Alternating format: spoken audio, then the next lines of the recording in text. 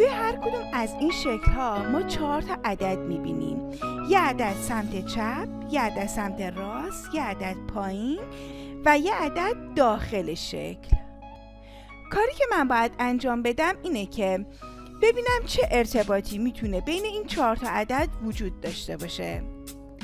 چند لحظه این عددی که سمت چپ هست رو با عددی که سمت راست هست جمع کنید و از عدد پایین کم کنید. ببینید به چی میرسید. یعنی بگیم 9 عدد سمت چپمون 9 با عدد سمت راستمون که 8 جمع کنیم، از عددی که پایین هست کم کنیم. منهای 2 مساویه 9 به اضافه 8 میشه 17. 17 منهای 2 میشه 15.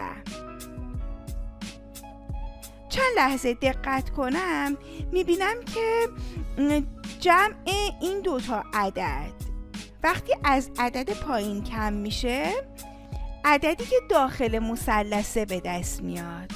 حالا ببینم این رابطه برای شکل دوم هم جواب میده یا نه. اگر من این 2 تا عدد رو با هم جمع کنم، از این عدد کم کنم، آیا دوباره تو این شکل دومم عدد وسط به دست میاد یا نه؟ یعنی اگر من عدد سمت چپ رو که 2 با عدد سمت راست که 9 هست جمع کنم، از عدد پایین که 2 هست کم کنم، حاصلش میشه 2 به اضافه 9 میشه 11. 11 منهای 2 میشه 9. بله، توی شکل دومم جمع این 2 تا وقتی از عدد پایین کم میشه، عدد وسط به دست میاد.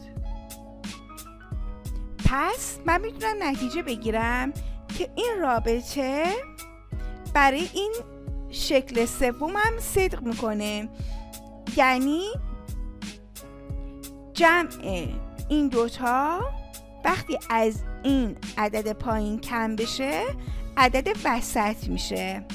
پس برای به دست آوردن عدد وسط کافیه من این عددی که تو چپ میبینم و با عددی که تو راست میبینم جمع کنم و از عدد پایین کم کنم. یعنی بگم 6 به اضافه 8 منهای 6 مساویه 6 به اضافه 8 میشه 14. 14 منهای 6 برابر میشه با 8. پس اینجا به جای علامت سوال میتونم عدد 8 قرار بدم.